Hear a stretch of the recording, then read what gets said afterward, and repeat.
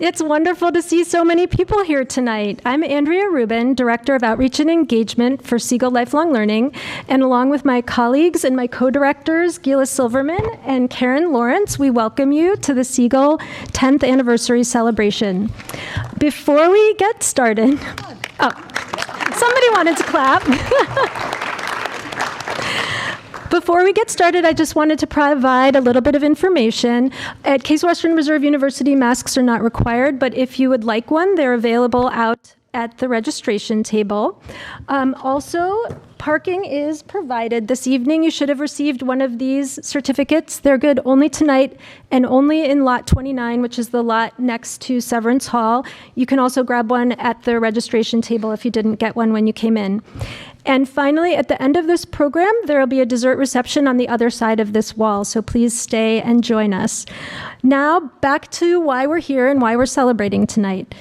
As many of you already know, in 2012, the adult learning programs of Siegal College of Jewish Studies merged with Case Western Reserve University's adult programming to form Siegal Lifelong Learning.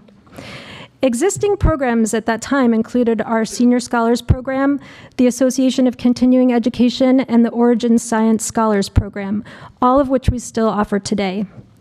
Siegal quickly expanded to include an extensive roster of courses and lectures in the personal enrichment arena, boot camps and certificate programs in our Continuing Professional Studies division, and faculty-led educational travel that leads trips to international and national destinations.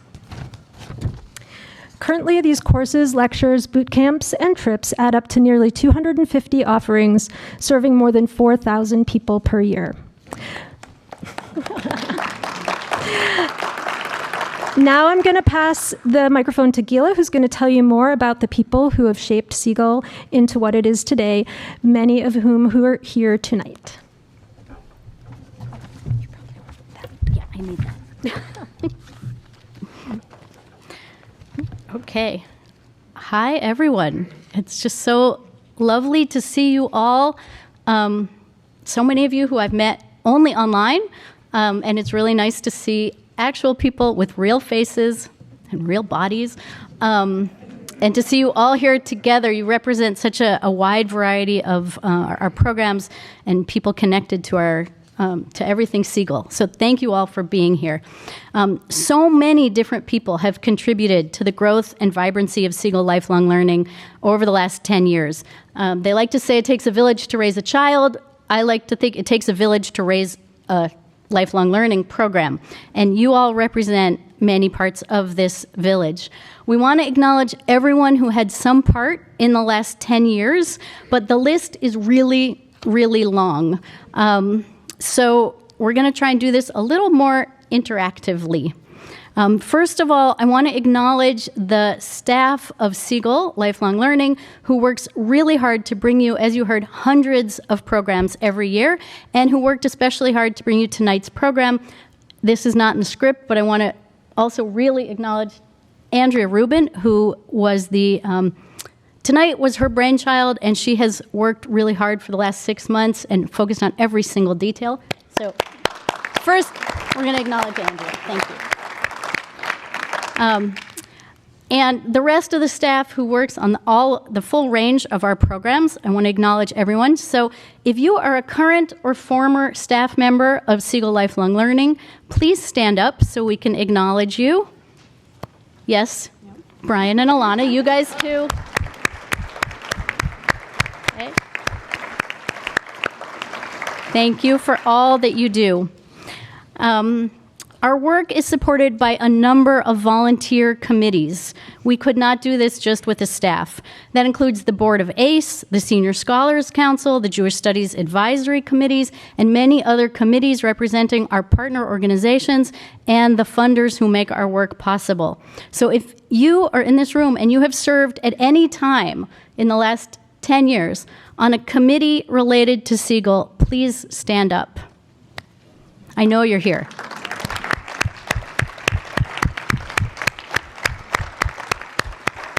Okay.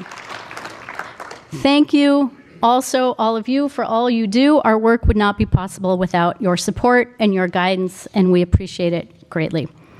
I'm going to keep going. We work very, very closely with a number of partners here on campus and partners off campus in the community.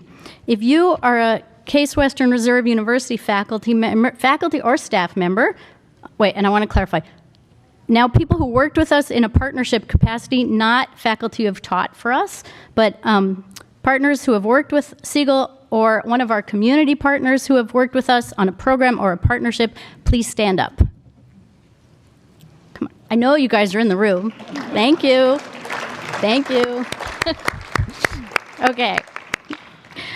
And of course, Siegal could not exist without the dedication, the commitment, and the creativity of all of those who teach in our program. The range of topics and the years and years of expertise that this group of people represent is just stunning. I know every time I look at our list of programs and I look at our catalog, I'm just blown away by the range of topics, the range of perspectives, the diversity of disciplines and academic topics. You're going to see some of this here tonight.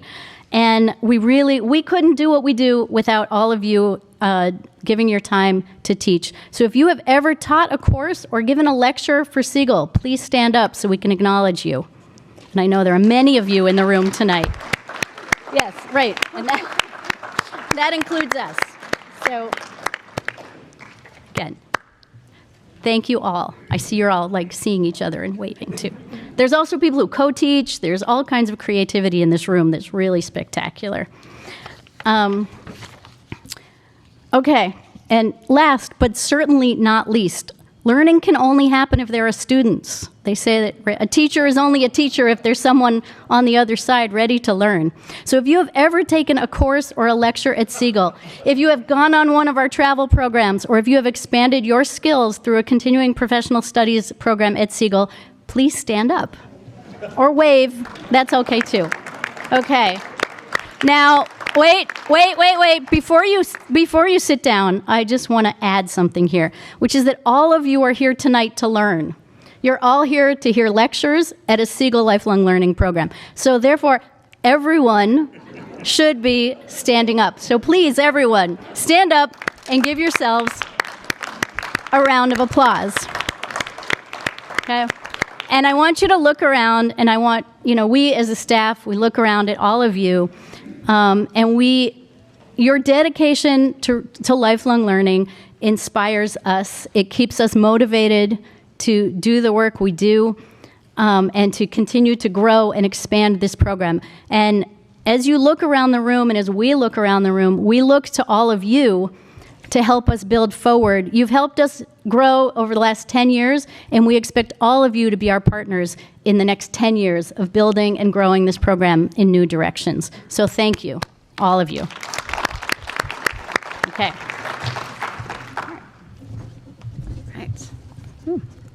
Jiggly. So thank you again, that Siegal is just an amazing, vibrant community, and it's just such an honor for us to be a part of it and to be at the helm, making these programs and creating this evening for you as well. It's all right. So I also just wanted to take a second as well to really emphasize and acknowledge the hard work and the commitment of our just incredibly dedicated staff, who work hard to ensure that all of these programs are available and that they run smoothly and that everything is shipshape. So in addition to my co-directors, I'd especially like to acknowledge Lorraine Nelson and Felicia Westbrook. I know a lot of them are still outside busy helping with registrations, so I don't know if they're actually in the room, so this is so sad. But they have actually both been with Siegal Lifelong Learning from the very beginning, and were instrumental in getting Siegal off the ground, and all of their institutional knowledge, and they're just sort of the rock that Siegal is sort of resting on. And so I appreciate them so much. Avril and Hallie, who are still outside, are sort of our frontline forces out in Beechwood. It's been amazing seeing them. They both were hired during COVID. And so these last couple of weeks, we've been having all these in-person classes. It's just been amazing to see them step into that role. And then I know that Jackie and Jamal are both here. Jackie is Associate Director of our InSophie program, which is the International School of Engineering. And Jamal is the manager of our Continuing Professional Studies program. And they do so much for Siegal as well. So thank you so much to everybody. Okay. And as a public-facing arm of the university, Siegal is an important way to connect all of our alumni and community members to the academic research that's being done by CASE faculty. We've worked, especially during COVID, to expand our scope by hosting programs in locations not only throughout Northeast Ohio, but also broadening our reach both nationally and internationally through remote programming on Zoom. And so today, we sort of look backwards and look forward, celebrating 10 years of offering all of this by doing what we do best, which is creating these educational programs for you. And so with that, we will kick it off and get the main event started. And so we're going to begin tonight with our first speaker, John Grabowski, who is the Krieger-Mueller Associate Professor of Applied History here at Case Western Reserve University. He also has a joint appointment with the Western Reserve Historical Society. He has really recently, just this past year, published Cleveland's Cultural Gardens, A Landscape of Diversity with photographer Lauren R. Pacini. And in addition, he's one of our most popular instructors at Siegal Lifelong Learning. And so we're pleased to have him here tonight. Thanks so much, John.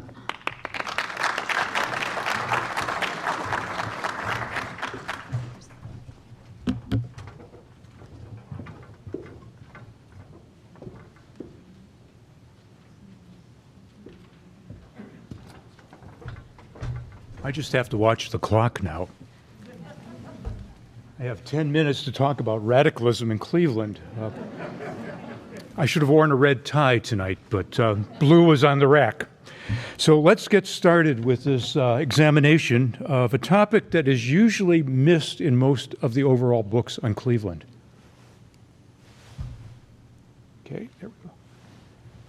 It's all about industry in the Gilded Age. Cleveland begins to exhibit what I would call political and social radicalism after the city industrializes, which is basically after the Civil War. And I bring you two pictures here. I really do work on pictures. The one to your left is 1885, and this is the Cleveland rolling mill strike at that time. And that ran in Frank Leslie's illustrated newspaper. So it may as well have been on the internet if it were today.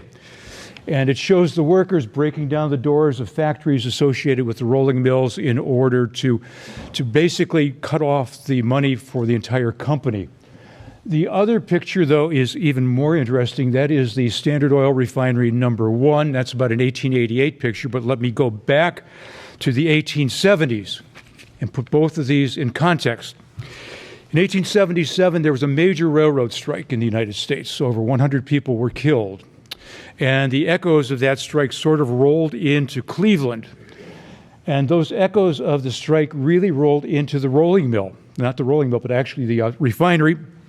And that was when the Cleveland branch of the Socialist Labor Party was started by two guys named Leopold or Lev Palda and Frank Skarda. They started a Czech-language newspaper called the Dělnický listy, the Working Man's News. And Palda actually led a strike of barrel makers against John D. Rockefeller's oil refinery. The other thing I'll bring up is even before the rolling mills went on strike twice in 1881 and 1885, there were fears in Cleveland of labor unrest. And that's the reaction to the not the rolling mills, but to the railroad strike of 1877. Cleveland established in 1877 Troop A, the Cleveland Cavalry, a group of well-heeled armed men who were going to put down strikes. And the memory that they had in their mind was rather current. It was Paris and the Commune. And that's what they felt was happening in Cleveland. In 1878, another group of young, wealthy men decided to form the Cleveland Gatling Gun Battery. So they bought 2 Gatling guns. They never used them. They would take them out for target practice, and that's what you're looking at. They eventually would morph into social clubs, but this is kind of the fear. But the most important thing is this book called The Breadwinners. written by John Hay. John Hay, the husband of Clara Stone, Flora Stone Mather's sister. And he wrote this anonymously, and it's called The Breadwinners, and it is set in a little town called Buffland. It's Cleveland. And the Breadwinners are a group of oily, nasty, lazy socialists. And they are eventually confronted by the members of Algonquin Avenue's elite and brought together as former Civil War horsemen to put down the Breadwinners. And so this was out anonymously initially by John Hay, and then it came up. And John Hay went on to a fairly good literary career, but this is not a good beginning. We'll go a little further because labor and capital were really a primary topic in the late 19th century. And this is Lewis Tuckerman. And Lewis Tuckerman basically is labeled as the father of Cleveland liberalism. Tuckerman started what I would call a city club of the 19th century. It was called the Franklin Club, and to which he invited speakers on every topic, from women's rights to socialism to labor action, all over the landscape. So this is in the last 10 to 15 years of the 19th century. So Tuckerman runs this club, the Franklin Club. Oh, I could talk all night, but I get hooked. And he invites this lady to speak there. You all know who she is, don't you? It's Emma Goldman, Red Emma, whose lover was Alexander Berkman, who also tried to assassinate Henry Clay Frick. Well, Emma was invited to the club in 1901, in the spring of 1901, and she gave a talk on the higher phases of anarchy. At least that's how it's written in the minute books of the club. There was a young man listening to her. His name was Leon Czolgosz. He was born to Polish parents in Alpena, Michigan, came to Cleveland, participated in a strike at the rolling mill, was not hired back, he was blacklisted. He became basically a socialist and then a wannabe anarchist. And he heard Goldman speak. And several months later, in September of 1901, he was in Buffalo, New York, where he assassinated President William McKinley. Now, we know that Czolgosz was a member of the Siegal, Polish Socialist Club. He tried to get into membership with an anarchist club in Cleveland, but couldn't do so because they thought he was a spy. They actually arrested Emma Goldman. They dragged her out of her bathtub in Chicago for inciting this. By the way, the minute books of the Franklin Club are at the Western Reserve Historical Society. They were confiscated after the assassination, and they came to us. You have civic radicals, too, at the turn of the century. And you're looking at Tom L. Johnson, Peter Witt, and Newton D. Baker. Johnson was a plutocrat at one time. He basically dealt in streetcar franchises, became very wealthy, and then he read Henry George's book on progress and poverty, and sort of like Paul on the way to Damascus, he fell off and was converted to single tax. Elected mayor in 1901 to 1908, he was labeled by Lincoln Steffens as the best mayor of the best governed city in the United States. And Peter Witt was a very radical person who reformed Cleveland's transit system. Newton D. Baker is the person who became the mayor of Cleveland, who municipalized all of the services, including electricity. So if we're going to talk to Dennis Kucinich, that's the predecessor there. So you have this civic radicalism going on in Cleveland at this point. But you also have something going in the ethnic neighborhoods. I'll say this, by 1920, 2/3 of Cleveland's population was of immigrant background or foreign-born. Another 35,000 members of that population were African American. And a group of people in Tremont, Nedeljkovic, Brasic, and Kuharic, issued some posters for the industrial workers of the world. I'm going to show you several of them. You can read them better than I can. The pyramid of the capitalist system is something that really had its origins in France, but they did their own version. These are printed in Cleveland, in Tremont, which we now call Tremont. So, gotcha. The other one is the IWW. There's the plutocrat. His sword is broken, and they're all going into the factory to work and be equal. I couldn't stop harvesting these posters. And this is the tree of capitalism. You can see Teddy Roosevelt there trying to hack off the roots of capitalism, and Karl Marx, or not the branches, and Karl Marx is down below telling them to get to the roots of capitalism. So this is what's going on in CLE. And then there's this man, Charles Ruthenberg, born in 1882, died in 1927. He was a progressive. You want to call it progressive. He moved to socialism, and we'll tell you what happened to him in the end. He ran for mayor 4 times, 1911, 1915, 1917, 1919, for Ohio governor in 1912, for the Senate in 1914, and the House of Representatives in 1916 and 1918. The important thing is that as a socialist candidate for mayor in 1917, he brought in close to 30% of the vote. And he's speaking outside of the West Side Market at a 1917 event. May 1st, 1919. Well, we're never going to get to where I'm going. And this is basically machine guns, and this is the May Day riots. And Ruthenberg would go on to become the first secretary of the Communist Party in the United States. His ashes are in the Kremlin wall. In the 1920s, Robert La Follette comes to Cleveland in 1924 for the Progressive Party convention. That's the same time that the Republican Party convention was here. We're on a roll. 1930s, labor unrest during the Depression. This is the Fisher Body Strike. There's a major steel strike called the Little Steel Strike. And so you have labor again pushing back at this time during the Depression. And during the Depression, during the years, these are the progressive volunteers. This is the Abraham Lincoln Brigade. And a number of Clevelanders joined this brigade to fight against Franco in the Spanish Civil War. And the IWW makes a comeback during the Depression. We're almost there. All of this ends with Joe McCarthy. At least it seems to end, doesn't it? Because McCarthy puts on a damper, and the CIO has its purge convention in Cleveland at that time period where they kick out all the lefties. But it comes back. 1960s. I'll bring this back to the campus, and this is where I wanted to end. This is one of the newspapers, mimeographed, not printed, and basically it talks about SDS in Cleveland. And SDS is at Roxborough Elementary, and Roxborough, actually working in the school systems and as well as on the campus here. And so you have a huge radical movement on the campus, and I will finally end with this slide.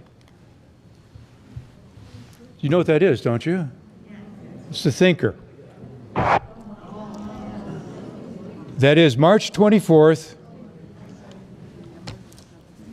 1970.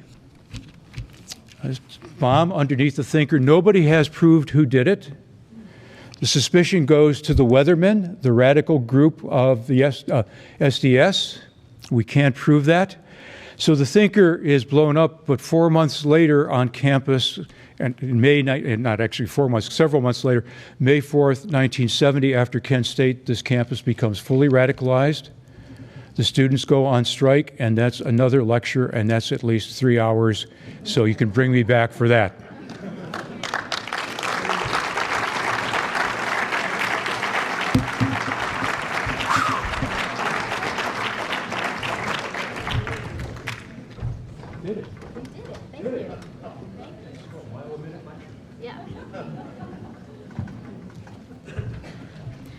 We knew we were being a little unfair. Asking academics to give a 10-minute lecture is, I don't know, cruel and unusual punishment of some kind, but thank you. So I'm happy to introduce our next 10-minute speaker, Alana Cooper. Alana was the founding director of Jewish Studies for Siegal Lifelong Learning. She built a very robust Jewish Studies program that I am now the caretaker of, including courses and lectures with CWRU faculty, local experts, and visiting scholars in areas including Jewish history, Holocaust studies, contemporary Jewish topics, and Hebrew language. In 2019, Alana left Siegal to join the Religious Studies Department at CWRU, where she currently serves as assistant professor and holds the Abba Hillel Silver, right? The Abba Hillel Silver Chair in Jewish Studies. Welcome, Alana.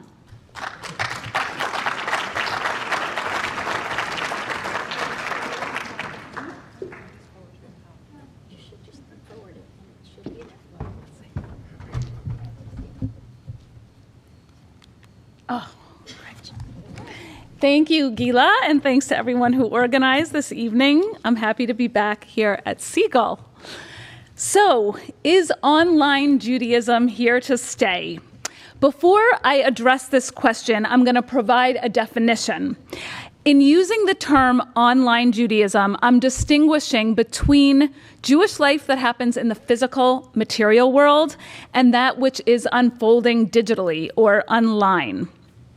During our intense months of COVID lockdown, there was a great migration of religious practice generally and Jewish practice more specifically from the material world to the online world. I'm talking about things like Jewish study, life cycle rituals, as well as prayer. But religion was moving into digital spaces long before COVID. In fact, experimentation with online religious practice began with the very advent of the World Wide Web. COVID only accelerated a process that had long been underway. So my short answer to the question is yes, online Judaism is hardly new, and indeed it is here to stay. My longer answer will come by showing a few examples of the most popular Jewish web-based programs and discussing their place in religious life today. First, though, I want to provide some context about the contemporary religious landscape in the United States. In recent decades, social scientists in this country have observed a decline in the prevalence of religious affiliation and religious practice. This graph, which was created by the Pew Research Center last year, provides a glimpse into the trend. Focus at first on the gray line. It shows that in 2007, 16% of U.S. adults identified as having no religious affiliation.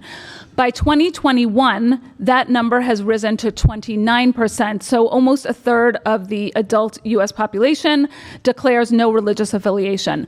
The other line to focus on here is the red one, which shows a steep decline in the number of those who affiliate with Christianity. This same trend is widespread among American Jews. Among them, a growing proportion identify as Jewish ethnically or culturally, but do not identify as Jewish by religion. Not coincidentally, we're also seeing now the closing up of synagogues and a drop in synagogue membership and other traditional Jewish institutions. These trends are cause for alarm among clergy and other religious leaders, but I want to suggest that these data points measure religion using categories that made sense prior to the advent of digital technology, and that they may be waning in relevance today. To clarify, I'll draw, just so you're not distracted anymore by that chart, I want to draw on a different sort of example. Contemporary studies also show that the use of the telephone is on decline. Each year, fewer people are answering their phones or using their phones to do business or connect socially. But it would be erroneous to conclude that communication and sociability are waning.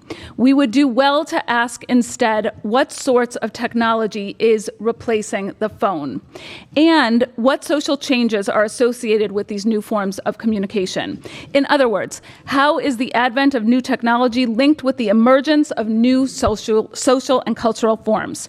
Likewise, I'm going to suggest that it's worthwhile to study how new digital technologies are changing the way people practice and understand the place of religion, of Judaism in their lives. And so I'll be focusing on three different web-based apps. The first is Sefaria, from the Hebrew word sefer, meaning book, and Sifriya, meaning library. Sefaria is a free digital library accessible to all. It was launched about 10 years ago to provide access to the Tanakh, the Hebrew Bible, in Hebrew and also in English translation. Since then, Sefaria has grown in the number and scope of texts it has made available and the languages in which they're translated. Do you want access to the Talmud, to mystical texts of the Kabbalah, to religious law, to Jewish philosophy, to liturgy? It's all here. Just a decade ago, you would have needed a Jewish library, a physical space to access all these volumes. Now you can retrieve them anywhere and all of the time. Most remarkable is a feature of Sefaria is its repository of open source sheets that are created and shared by the users themselves. These are used to present various perspectives on themes or topics of interest. What, for example, do Jewish texts have to say about abortion, about sibling rivalry, about environmental stewardship? If you were lecturing on these subjects in decades past, you would have had to have been well-versed in the breadth of Jewish literature and have been able to identify and navigate through the texts that grapple with the issue at hand. You might have even brought in physical volumes from your own library and used them to teach.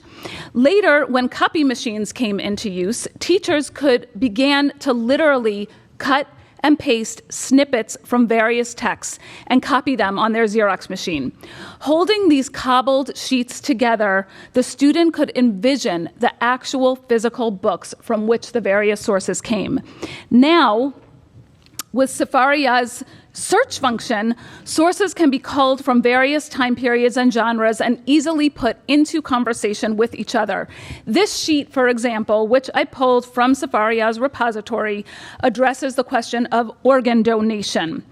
It's critical to point out here that the font and the spacing are all the sources, which we're only seeing the first two here, but the font and the spacing are all uniform, erasing a sense of the text having been composed and printed in different times and places. So too, open access, which allows anyone to make these sheets and include any text they choose, democratizes knowledge, flattening all sense of authority, leaving open the question of which texts historically carried greater gravitas than others. Criticize or celebrate this approach to text teaching and study, the impact on the Jewish world is undeniable. To date, nearly 500,000 of these source sheets have been created and are available to anyone. In 2021 alone, 4 million unique users logged into Sefaria. The website aptly notes, at most hours of most days, there are more people using Sefaria than there are inside of any one physical Jewish space in the world. Returning to my question, how is the advent of new technology linked with the emergence of new social and cultural forms? In brief, Sefaria highlights the ways in which the religious practice of teaching and study is increasingly becoming disembedded from physical space and from the material world. I'm going to move now to talk about Hebcal, which is a Jewish-based calendar that you can customize and then download to integrate with your own personal Google or Outlook calendar. This very popular application draws in about 500,000 unique visitors each month. The tool is so useful because, unlike the secular calendar, the Jewish or Hebrew calendar is lunar, which means that holidays and anniversaries fall out on what could appear to a casual observer at random and unpredictable dates. Rosh Hashanah, the Jewish New Year this year, for example, begins on Sunday, September 25th. But next year, it starts on Friday, September 15th. Let's look at another example. This calendar, I'm going to skip this one. This calendar here was created to honor the memory of Jacob Stern, who died in 1916 on the first of the month of Sivan. In 1916, that was June 2nd. But in 1930, the anniversary of Jacob Stern's passing was May 28th. Knowing these dates and the way they change over each year is critical for any of Jacob Stern's descendants who observe yearly ritual mourning practices. Prior to the advent of Hebcal, special calendars like these were made for keeping track not just of death anniversaries, but also of Jewish holidays, of the Torah portion read each week, and for the start of each new month. With Hebcal, by contrast, Jewish time and secular time are integrated. And I've just drawn up a mock HeapCal calendar that shows my Zoom meetings and faculty meetings in brown, and my Jewish calendar dates in the pink. HeapCal takes Jewish time, and this is all downloaded from the application. HeapCal takes Jewish time out of Jewish institutions and out of discrete Jewish corners of life and mainstreams them. Finally, in my last minute, I'm going to end with a note about technology that is being used to preserve the memories of individuals who survived the Holocaust and who are now reaching the end of their lives. Building on the monumental work of the Shoah Foundation to videotape interviews with thousands of Holocaust survivors, this new dynamic project was introduced to the public about 5 years ago. Survivors who narrate their life stories over the course of hundreds of hours are interviewed inside of a bubble of cameras that surround them. Later, the individual is projected in 3 dimensions, creating an illusion that she or he is sitting in the same space as you. In this intimate virtual encounter, speech recognition technology allows audience members to engage in conversation with the survivor. Here in Cleveland, survivor Stanley Bernath, who passed away in 2019, lives on at the Maltz Museum through his projection and through the dialogues in which he engages with audience members. This innovative platform was designed to ensure that future generations would be able to learn about the Holocaust from firsthand witnesses. I'd like to suggest broader implications.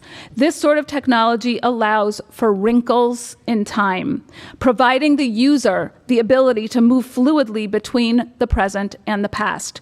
Perhaps this same technology can be applied to bring today's user into history. Each year at Passover, practicing Jews are adjured to picture, to imagine that they themselves came out of Egypt, escaping from slavery and moving into freedom. This injunction to place oneself in the past is traditionally fulfilled through the use of ritual, food, song, study, and even dramatization. What if we might go deeper and get closer to the events? Fancifully, what if we might meet and converse in 3 dimensions with dramatic characterizations of heroes from the Passover story, for example, Miriam, Aaron, and Moses himself?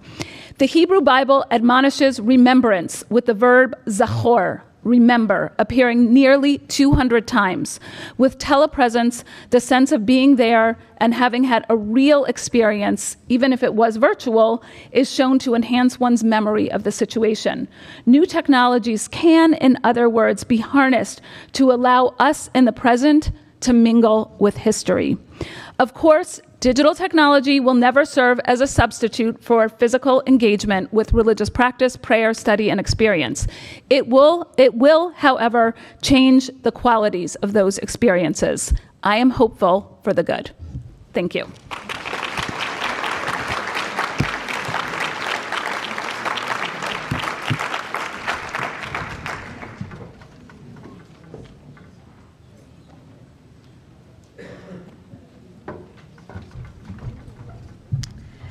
We also realize it's equally cruel with an audience like this to not have a formal Q&A after every single lecture, after every single talk, but we do want to keep the night moving, and we'll have plenty of time for that with our cupcakes and coffee at the end. So thank you, Alana. That was amazing. Our next speaker is Barbara Burgess Van Aken, who earned her PhD from Case Western Reserve University. She's a lecturer in the Department of English here at Case Western Reserve University. Her research interests include early modern women writers, particularly playwrights, Shakespeare, and higher education pedagogy. And she frequently teaches our courses for Shakespeare enthusiasts for our Siegal community. So thank you so much for being here.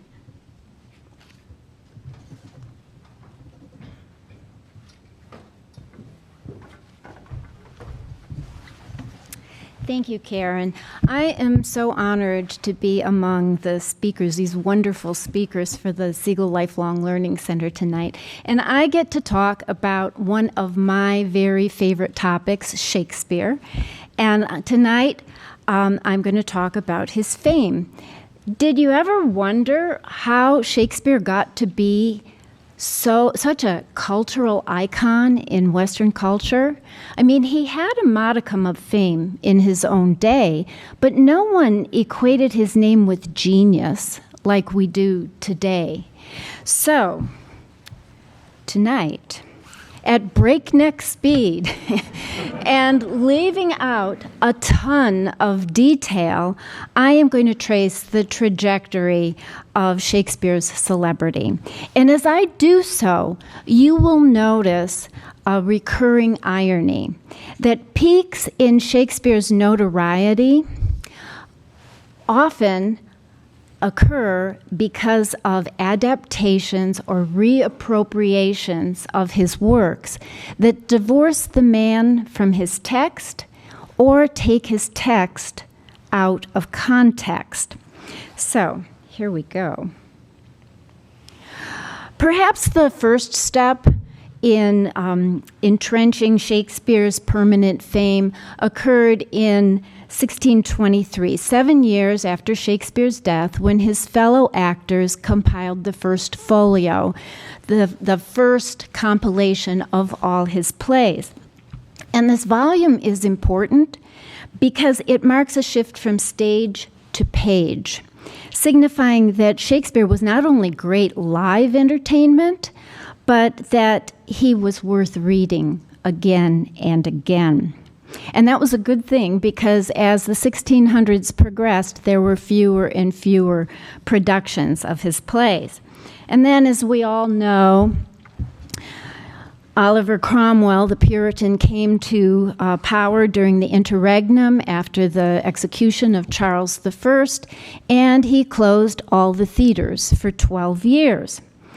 Well, Cromwell finally died, and Parliament decided that England needed a king again. So Charles II, who was waiting in the wings in exile, falling in love with French theater in Paris, enters stage right. And one of the first things he does as a restored monarch is not only to open the theaters again, but to allow women on the stage for the first time. There was just one little problem with that. Where have all the playwrights gone? The playwrights had been out of work for 12 years, and there were no current plays to perform. So Shakespeare re-enters the scene. The Restoration theaters happily recycled his plays, but they adapted the plots shamelessly, dramatically. And, well, let's just take a look at a few examples. In The Tempest, Prospero has 2 daughters, and King Alonso has another son that gets hidden on the island, and guess what? There is a double wedding at the end. In King Lear, Cordelia and her father live at the end because critics thought that Shakespeare's ending was just too sad. And you guessed it, Romeo and Juliet live happily ever after. Okay. So there's a monumental irony here. These adaptations catapulted Shakespeare into an arena of fame, incredible fame, but his celebrity is actually based on someone else's words. Well, by the 1700s, critics decided that Shakespeare needed to be reunited with his text. But the problem was there had been so many different publications of his plays that there was disagreement over what his true text really was. So the thriving field of Shakespeare textual scholarship was born at this time.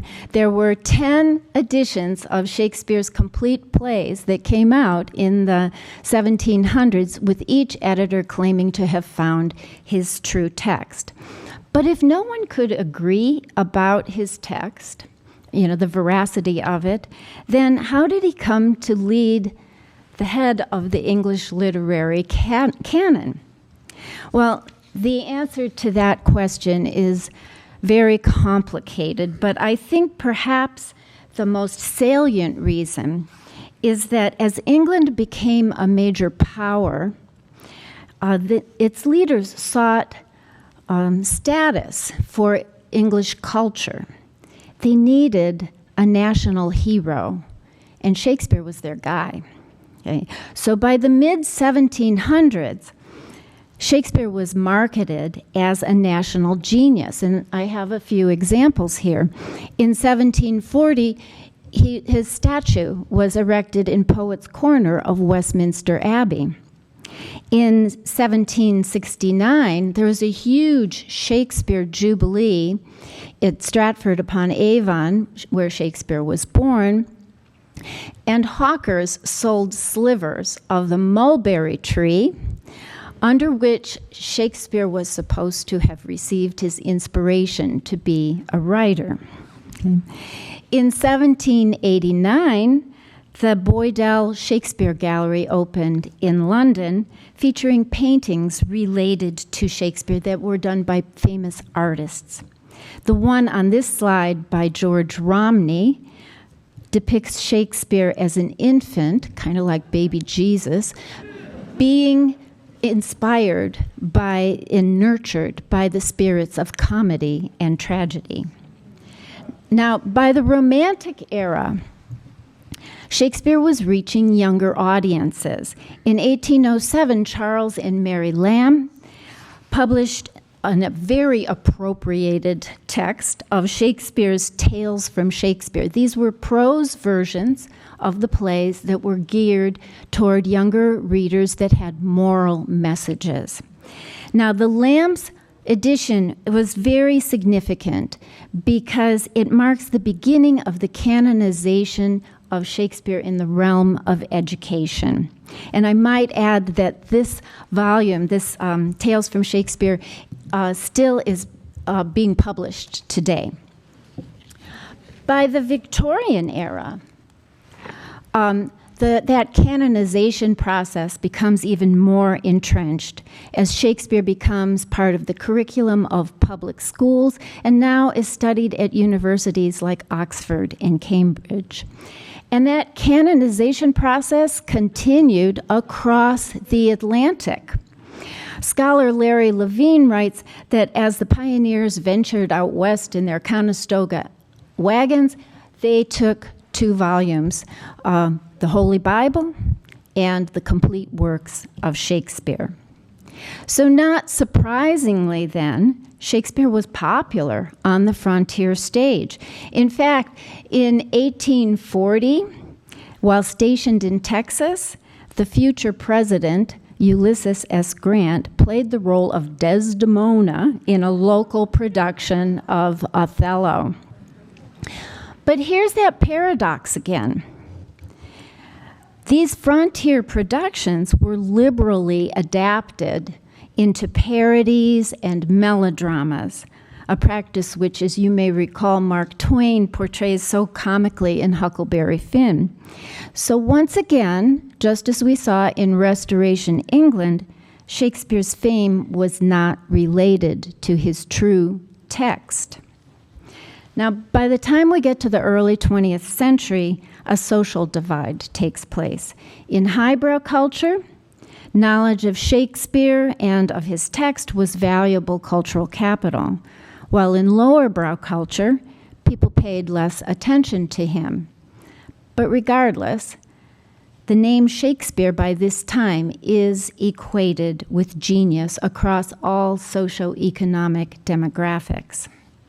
And as the 20th century progressed, Shakespeare remained entrenched as a cultural icon thanks to film. In fact, the Guinness Book of Records lists 410 feature-length film and TV versions of William Shakespeare's plays.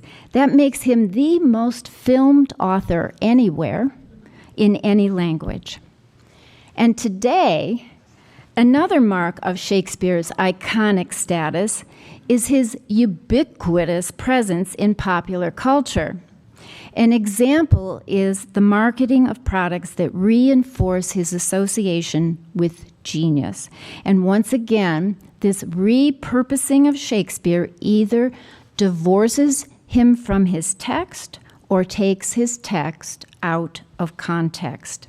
My favorite example is the infant stimulation video titled Baby Shakespeare, which doesn't even have one word of Shakespeare in it. So even as Shakespeare thrives as an icon in the marketplace, his reputation and his status as head of the literary canon is in jeopardy. As at a time when schools and educators are striving to add more diversity to their curricula, many English programs are no longer requiring the inclusion of Shakespeare. Makes me very sad. So where does that leave us? And where does it leave the future of Shakespeare's text? Well, in my mind, it's secure. I think no matter how far the adaptations and appropriations stray from Shakespeare's original text, there will always be those who bring us back to it. Moreover, I think some of these appropriations may even generate interest and bring people to Shakespeare's original text. And thanks to professional, regional, and community theaters, theater companies, as well as film and television productions, I think the cycle will continue. We'll stray from his text, but we'll keep coming back to it. And why? Well, because Shakespeare's works are eternally and poignantly relevant. I mean, think about your favorite Shakespeare plays. Don't they address all the issues of our day? Gender identity, civil unrest, ideological polarization, and power struggles, and sexism. In short, Shakespeare and his text will survive because his narratives are timeless. And for that reason, he deserves his status as an icon of genius. Thank you very much.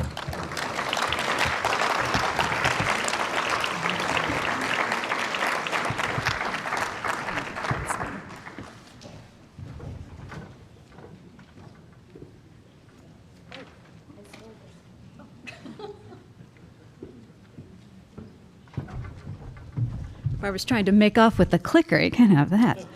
All right. Our next speaker is Emmett Jolly, who is an associate professor in the Department of Biology and holds an adjunct position in the Center for Global Health and Disease at Case Western Reserve University School of Medicine. His NIH-funded research focuses on understanding gene expression, gene regulation, and host invasion of parasitic worms. He is also here tonight representing our partnership with Origin Science Scholars Program. Glenn Starkman and Patricia Princehouse are both I think they're both out of the country right now, certainly out of Cleveland. And so we're not able to be here tonight. But Siegal Lifelong Learning and the Institute for the Science of Origins has held these lectures in partnership with each other to demonstrate sort of the unique sorry, I lost my place. A unique program offers community members an opportunity to engage with leading scholars in the rapidly developing areas of origin science. So thank you very much.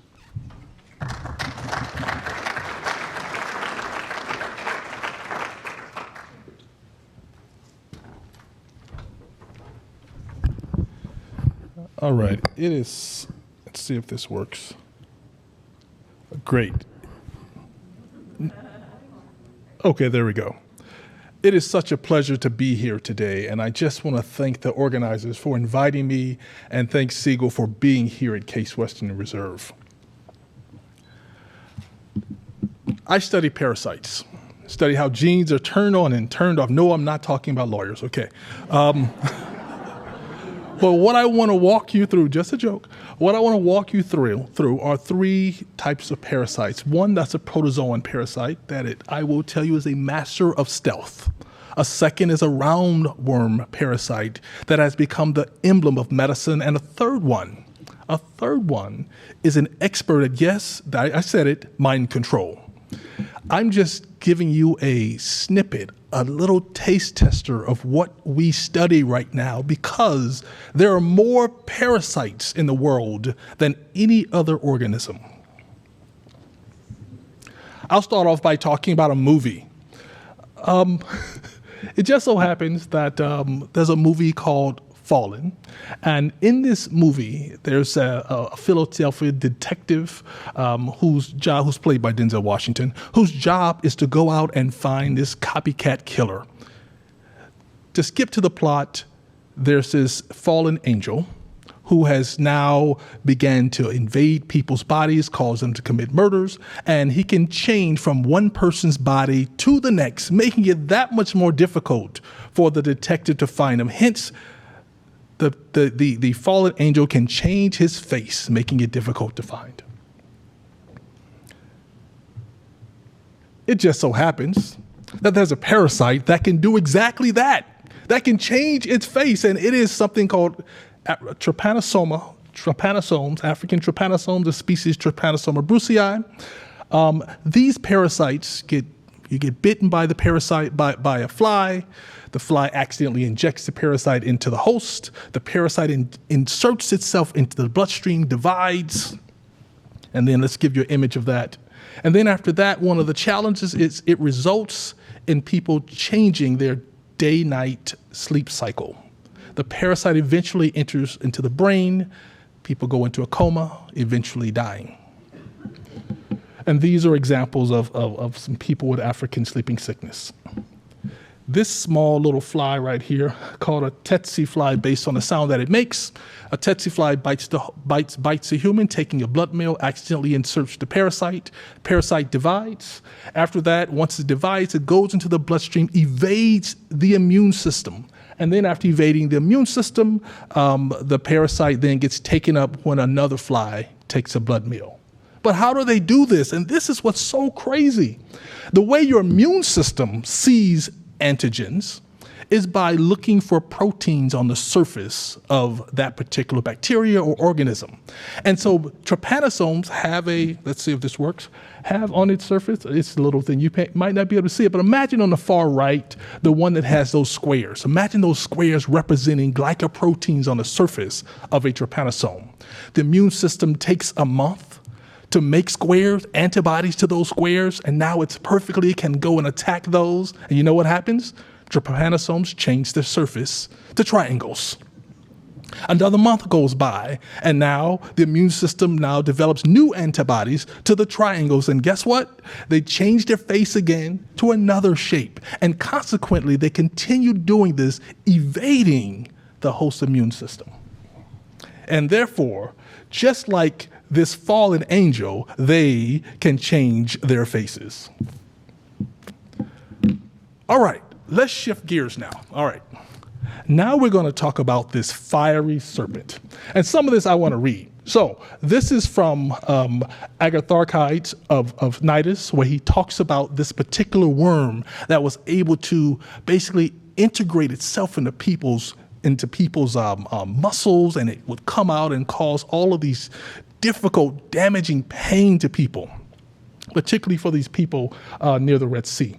And not only think about the time, this is talked about in 2 BC, but think about the time frame, how long ago this was that they're talking about this damaging, difficult worm. This is not the only place where you had this worm. And by the way, they called this worm a fiery serpent because at the time, it took a while before they could distinguish between a worm and a snake. Let's talk a little theology. So we talk about the Israelites who are now going through the wilderness, and they are complaining because of this terrible stuff. I'm tired of this manna that you're giving me. And so they were punished. As a result of this punishing, they talked about them being bitten by these fiery serpents. It just so happens that the parasite that I'm going to tell you about was prevalent in that particular area of the world. And the way that they would be treated was that there would be a fiery serpent made of copper, and that when they looked upon that fiery serpent of copper, they would be healed and would recover. let's talk about a parasite. Now, this is so cool. Dracunculus metanensis, yes. So, the way people get it is by drinking unfiltered water, which is people drink unfiltered water all over the world, but in some places of the world where this parasite is, the parasite gets into this, I didn't want to do that, got too happy, into this microscopic shrimp-like organism or copepod. It's in the water. They can't see it. Inside this copepod is a little larvae of a worm. People go get water, they drink the water, the copepods are in there, the larva is inside there, and then all of a sudden the worm develops inside the host, growing into a very long worm. The female worm then goes toward the limbs, and then, I don't mean to gross you out, just saying, goes to the limbs, and once she goes there, she now wants to get out to release her offspring. When she wants to get out, the person feels as if they're on fire, henceforth the fiery serpent. When you're on fire, what do? You run to the water. People now run to these water sources, stick their arms or legs in there, and at that moment, the female bursts out from her uterus, releasing the larvae into the water that will now be eaten again by those shrimp-like copepods. How do people treat this? The same way that they did thousands of years ago is how we use it today. A stick, slowly wrapping around a stick to slowly pull out the female worm over several days. And these are examples of people using sticks to roll out the female worm. And here's a long example of one there. Where is it located? It's located, let me go back. I think I said all over, you can see it in the early 1900s, it was here, and now there are a few cases in certain parts of Africa. Now, because of this treatment, the whole ancient idea of twisting a worm around a stick has led to something that we use today is thought to be the origin of a rod of Asclepius, or also known as a staff of life. And it correlates with what we know in Exodus, this whole idea about this fiery serpent and the idea that this may actually be Dracunculus metanensis that is being wrapped around this staff. Okay, let's do this again. Next parasite. Okay, now this is a cast since we talked about Shakespeare. In this play, the cast is a snail, an ant, and this beautiful cow right here. But behind them, the thing you don't see is actually a parasite, and we won't talk about the cow dung. That comes next. Okay. So in this scenario, a snail, certain snails like the taste of dung, and so yum, yum, dinner, dinner. Snail eats the dung, snail gets happy, snail coughs a little bit, it releases a little bit of slime. It just so happens ants like the taste of snail slime. The ant eats the snail slime. After that, for some reason, the ant goes and climbs up some grass, and since it's on high grass, it gets eaten by a cow. And then the cow has its plumbing release, and well, you know what happens after that.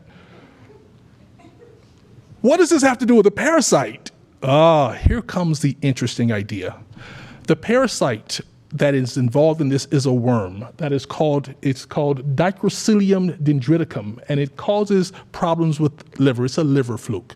And the objective of the parasite is to get back into the cow, which is where it can mate and produce offspring. They release their eggs. The eggs go out through the plumbing of the cow. And remember what likes the taste of plumbing? Yes, snails. The snail then eats the dung, and when it eats the dung, this is what's interesting, the parasite's eggs are there. The parasite's eggs now hatch inside the snail, go through some developmental stage, and then they irritate the breathing pore of the snail. At that point, the snail coughs up some slime balls, which of course the ant likes, and inside there, the larvae that the ant eats, the larvae then enter into the ant, because the ant just had a delicious meal of snail slime. And now it goes from the lungs, it goes from the abdomen, and then a certain percentage of the parasites will now go to the neuroganglia of the ant. Well, you know, ants' daily lives go back and forth. I eat, at night I go to bed. Well, in this case, the parasite causes the ant to leave in the evenings, to go and climb large blades of grass and lock its jaws there and stay there until the morning, at which time it goes back to everyday ant life. And every night it will go back to climb that grass near cows until eventually, where does the parasite want to go? Into the cow. Until eventually it gets eaten by a cow, exit the cow, develop, mate, produce nice little babies, and then the next thing you know is these eggs are coming out of the cow's plumbing. An amazing strategy to change the mind to survive and to thrive. And so what do we gain from studying stuff like that? Well, let's imagine this process. Number one, we learn so much about neurobiology. How is it that this parasite can regulate the mind of these insects? They're parasites that affect human minds. That's a different story. Understanding how things get transported throughout bodies, understanding development, cellular metabolism, biocontrol. And in the end, one of the things that we gain from this is an opportunity to speak at Siegal Lifetime Learning 10th Anniversary Celebration. With that, if I haven't broken it, which I may have, I'll just press that button and say thank you.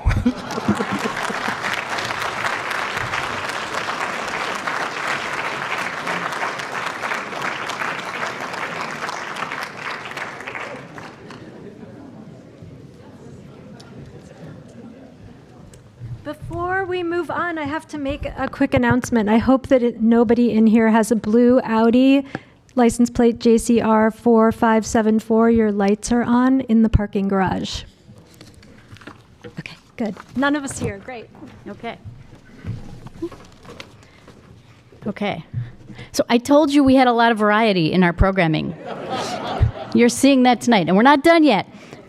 We have one more. It is my pleasure to announce our fifth 10-minute speaker, Brian Amkraut. Brian was the founding executive director of Siegal Lifelong Learning. He was instrumental in the merger with Case Western Reserve University in 2012, when at the time he was serving as the provost of Siegal College of Jewish Studies. Brian led Siegal until the fall of 2021. We were very sad to see him go, and we are very thrilled that he is back with us tonight. Siegal would not be what it is today without Brian's vision, his passion, and his true commitment to lifelong learning in all of its many forms. He left us to go work in a different aspect of lifelong learning. Brian is now the Vice President of Workforce Credentialing and Community Impact at Mercy College in New York. And as I said, we're thrilled to have him back to talk to us tonight.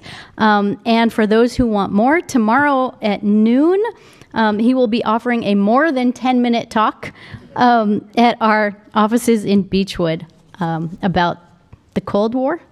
But that's not tonight. That's tomorrow. Tonight he's going to talk about something else. There you go. Thank you, Gila. Thank you, everyone. So wonderful to be back. And, Emmett, I don't know how I can top what you did. It's definitely not going to be as much fun. But I think there's definitely a connection with what I'm talking about and Alana's talk earlier, but I think even some resonance with Barbara and John's talks as well. So what I'd like to do in 10 minutes is really cover about 10,000 years of information technology and the evolving relationship between at least, sort of organized religion and information technology. So let's see. Oh. All right, we'll go the old-fashioned. I'm just going to move straight here. So one of the things I'd like people to think about and hopefully leave thinking about is how technology and information technologies have shaped these facets of religious life, what I would call mutability, how things are able to change, accessibility, how the individual participant has access to information and rituals, how much you can reach a larger audience, who has authority with respect to what's in and what's out with any religious tradition, and what defines community. So I'll probably, be spending a lot of time taking us up to the point that Alana, really led into so well. And when we think about where we start and what we're talking about, obviously it's very difficult even to talk about the whole notion of religion, broaden it out to culture and civilization, without the idea of communication. And obviously you can go back many, many thousands of years and say, well, is this communication? I would argue yes, right? So when people were drawing before there was, even pictographic alphabets, you had cave drawings. Cave drawings told stories. Were these religious in nature? Maybe. We don't know. But certainly they were, played a critical role in how people communicated with one another. And if we think about what it means to take an idea and make some element of permanence with it, put it down somewhere, make a marker with it, that has tremendous impact. And one of the reasons that I, laid out those 5 concepts, beginning with the notion of mutability, is if we really go back, now you can probably go back even more than 10,000 years, and you think about how civilization and theology and ritual were organized before the written word, you would have to go to an age of oral transmission, right? And you think about the world that was inhabited by clans and tribes, and really you could go anywhere in the world before people were writing, and the communication obviously was oral. And oral communication, for as wonderful as it can be, one might argue is also seriously flawed with regard to transmission of a continuous story. And Barbara, talked about, when Shakespeare was printed, obviously when things get printed down, they take on a measure of permanence. So before you're doing that, when you're just telling stories, sitting around the campfire, as it were, or sitting around the communal hearth, and you tell a story and you try to pass that story on from generation to generation, the story's going to change over time. It's mutable. And now think about someone who takes that story from one place and travels and introduces that story to another community. Well, that story moves, so you're reaching a larger audience, but it's going to change over and over and over again. And one of the things I think we'll see at the end of this talk, or I hope you'll see, is to what extent we've come full circle with this. But certainly, there's no technology involved in that, and it means that there's a constant element of editing and interpretation that goes on in the retelling of these stories. There's a fluidity to it.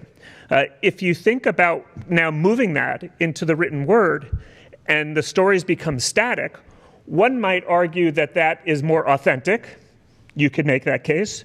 Someone else might argue that something very significant is lost, because then you lose the individual's voice, right, who's retelling that story and what they put into it.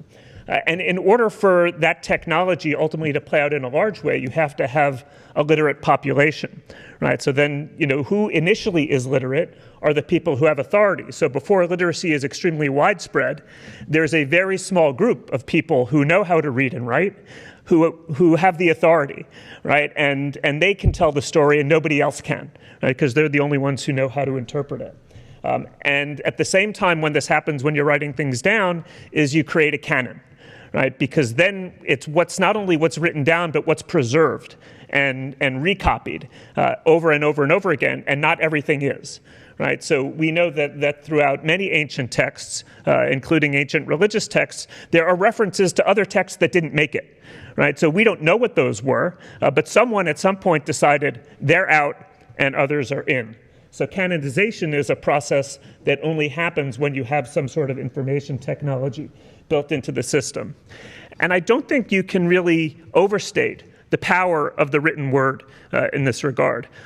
What does it mean when things are literally etched in stone, right? That there's a power, a longevity to it. I don't think it's by accident that what has been preserved over many, many millennia, actually, as the core teachings of the Judeo-Christian tradition are the 10 Commandments, which were supposedly written on stone. That is the holy core. Everything else maybe is addition on top of that. But it's those words that were written on stone, supposedly by the finger of God, that have the most power, the most permanence. And even within the Bible itself, when it wants things to carry greater significance, it says, you should write this down. right? And that when you write it down, that it has greater meaning. And obviously, this goes beyond the Bible itself. If you look at something like the Code of Hammurabi, which survives, which is somewhat actually religious in nature. There's reference to the divine powers that authorize these laws. The fact that it's written down, and we can now look at it thousands of years later, gives it a sense of permanence which it otherwise wouldn't have had. The role that communication plays in service to religion, again, it's paramount. If you think about the notion of mission as it was adopted by Christianity, what they're really doing is once you have written word, even before you have the printing press, you have these words, the word of God, the good news, transcribed, rewritten over and over again, and that's the mechanism that is most powerfully used to transmit this message over time. So the information technologies are critical. But it's not only the written word, it's also the reproduction of imagery, right? If you think about the medieval tradition of depicting Jesus over and over again, that's why we get this ubiquitous image of Jesus as white. Nobody has any idea what Jesus actually looked like, but this is the one that became dominant in the world that was telling that story. Very quickly, now I'm going to try to move along over our many centuries. The impact of the printing press, right? This is information technology. We often get lost in our world today of digitalization, that it's all about the digital. The printing press was, the World Wide Web of its day, if you will. It enabled the word to get out around the world. You could very easily make the case that nobody would know at all who Luther was it not for Gutenberg, right? There were lots of people who had disagreements with the church. There were lots of people who wanted to see things change. But it was only at the time that message could be reproduced over and over again without change, right? To take the exact same arguments, produce them, broad distribution. The broad distribution would then enable more people to learn how to read and write. And now think about what's happening. As you increase literacy, you're increasing access to these materials. As you increase access to these materials, you can create challenges to the authority of the limited group that previously had access to these materials. And obviously, over time, as more people become literate, as the technologies become cheaper, right, it lets more of the written word get out farther and farther, faster and faster. You're going to have increased challenges to that authority. And this becomes most paramount in the age of revolutions, not just political revolutions, but industrial revolution spurs this along. You have lots of people now moving about, increased physical mobility, but much more rapid dissemination of information. And this really sets the stage, I'm going to move along, for mass media and the dawn of the information age. When you think about the impact of radio, television, moving from print to audio, to AV, to motion pictures, the way that you can tell the story, and again, the way that you can reproduce exactly the same story over and over again, is increasingly powerful. And this, on the one hand, is a mechanism for religion to get that word out more effectively, but also over time becomes a threat to religion because the nature of that authority ultimately becomes challenged. This is a lot of what Alana was getting into. If you look at the transformation of information technologies from analog to digital, what you might call, even within the realm of the world of the internet, from Web 0.0 to 2.0, when things become more interactive, when you move from the more direct one to others model of email to a model of social media where people are interacting in large groups, you get to a model of religious engagement that starts to look something like this. This is, a very basic way of understanding what used to be a very top-down model, that only one person was authorized to tell the story and give that leadership, play that leadership role, and everyone else had really very little choice but to follow along with them. The democratization, if you will, that the internet has enabled, for better or worse, allows this more networked model where anyone who's got that digital microphone to tell their story, to give their interpretation of the text, the very same text that Alana described they now have access to, puts you as the individual end user in a position to tell people what's right and what's wrong, and creates the very reality that I think we're struggling with in many ways of how does then one ultimately determine what's the true story? Because why does your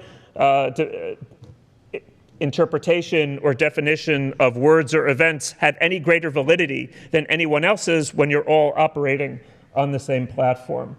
So in a very strange way, if you think about it, you could argue we've come full circle in terms of the mutability, at least, of the religious narrative. That even though it's a written word, it's constantly changing and evolving because everyone participates, just like you could around that campfire. And you can take the story and go to another town and tell it another way. And now you can take your story and go on your website and your blog and tell it however you like. And the last piece I'd throw in here is something I read very recently, which is an interpretation of Marshall McLuhan, arguing that the mediums matter more than the content. And there's something, I think we read a lot about this in the news these days, that how the information technologies of today actually rewire people's brains. Right, and that's something that I didn't put into the talk is what you might call, if you're so inclined, sort of the insidious side of social media, whereby it's not the end user that's making these decisions, it's an algorithm that is feeding you what you want to know. So have you democratized what's going on, or has now everything been put in control of some sort of bot? And artificial intelligence, if you will, which is the last piece I'll end on, which is, I think, on a more interesting note and connects again to some of the things Alana was talking about. What happens when you get a way more advanced artificial intelligence starting to come into play here that actually has access to all of these printed words that have been compiled over millennia from all the various traditions and can try to, through an artificial intelligence algorithm of sorts, give you the true story, rather than just the local authorities you may have in mind. So that may be a future we're heading into. We'll see. So wonderful to be back, and I really want to thank all the other speakers. This is just such a great demonstration of what Siegal was all about. Thank you.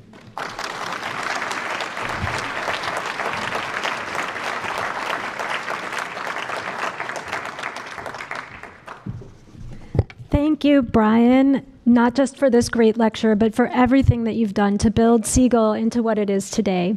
And thank you to the rest of the speakers for sharing your time and your expertise in making tonight so special. And now we're going to begin the concluding part of our evening, and I'd like to introduce Dr. Paul Tiyambe-Zeleza. Paul is the Associate Provost and North Star Distinguished Professor here at Case Western Reserve University, where part of his portfolio is oversight of the Siegal Lifelong Learning Program. Paul's area of studies includes economic and intellectual history and diaspora, gender, and human rights studies. Paul comes to us with an extensive and global academic background, having published 27 books, 5 short monographs, and more than 400 journal articles, book chapters, encyclopedia entries, and online essays. Prior to coming to Case Western Reserve, Paul most recently served as president and professor of the Humanities and Social Sciences at the United States International University in Africa. Thank you for being here with us tonight, Paul.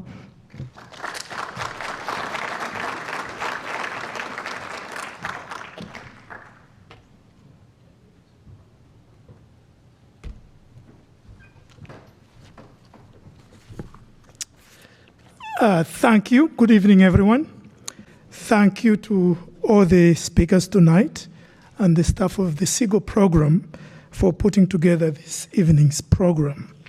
I'm sure you agree with me that we all learned a lot, I certainly did, about leftists and socialists in Cleveland, technology and the evolution of religious practices, the evolution of Shakespeare into a canonical figure, the extraordinary power of worms, and of course, the complicated relationship between technology, communication, and religion. Let's give the speakers a hand.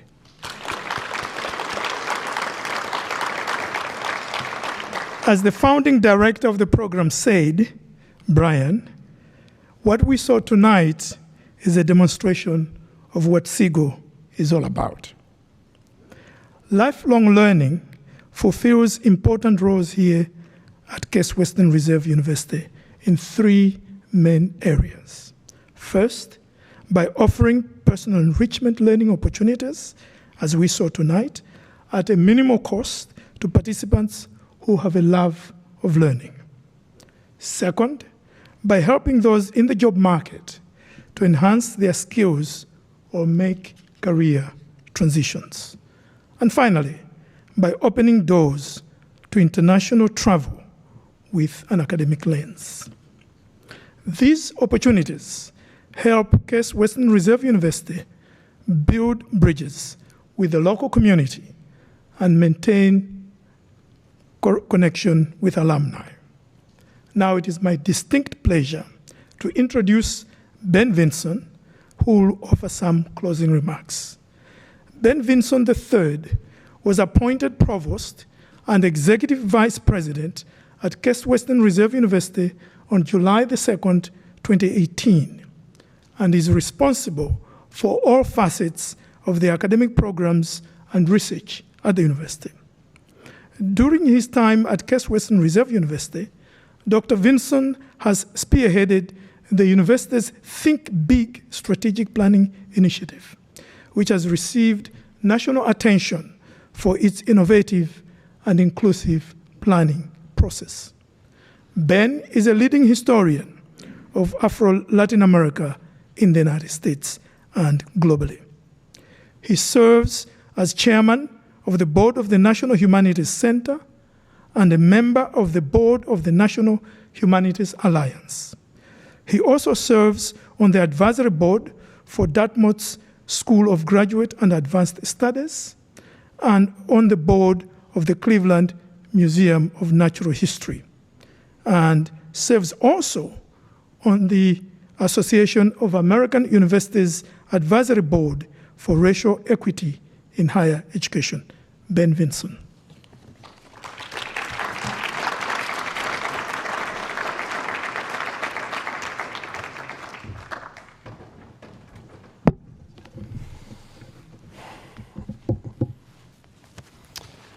Wow. It is an honor and a pleasure to be here with all of you this evening. 5 years ago, when I walked into the halls of this university for the first time, I also walked into the arms of the Siegal Lifelong Learning Program. All that I know about Siegal's power has been showcased in these remarkable lectures this evening. Lifelong learning is about keeping the mind alive, engaging in that quintessential human quest for knowledge that is our passion, our insatiable thirst. Since the 1920s, when the Cleveland College of Jewish Studies and the Hebrew Training Institute were founded, their merger, of course, created the ancestor to Siegal. Certain qualities were clear, qualities that we embrace today. Educational excellence for our community, seeking to bring the latest currents of knowledge to our community. Members of our community have benefited from all walks of life from the power that Siegal brings. I want to thank Brian Amkraut for his contributions to us. He brought the Siegal relationship here to Case Western Reserve University. He built the Siegal program along with his colleagues, and in the process, he also enhanced relationships between Case Western Reserve and the Jewish community of Cleveland. I'm incredibly grateful for this. As we now look to build upon our successes, I'm also mindful of what the future will bring. We have a future now filled with new opportunities. And Paul, you're helping us stay on track. During the past year, the task force that Paul has created has worked diligently to coordinate the existing programs on our campus, to assess the needs in the broader workforce, and to make Siegal's programs more accessible to the public. Now, there's more work to do, for sure. I and all of us here at the university are excited about the road ahead. So, again, I am just amazed to be here tonight to bask in this collective wisdom brought in 12-minute kernels, not quite 10. And I hope that all of you continue to stay very engaged with Siegal and with Case Western Reserve University. Thank you.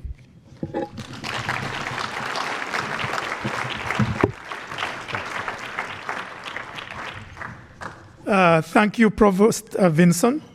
It is an honor to have you here with us this evening. I hope all of you enjoyed tonight's program. Please join us in the ballroom next door for dessert and more conversation, more than 10 minutes.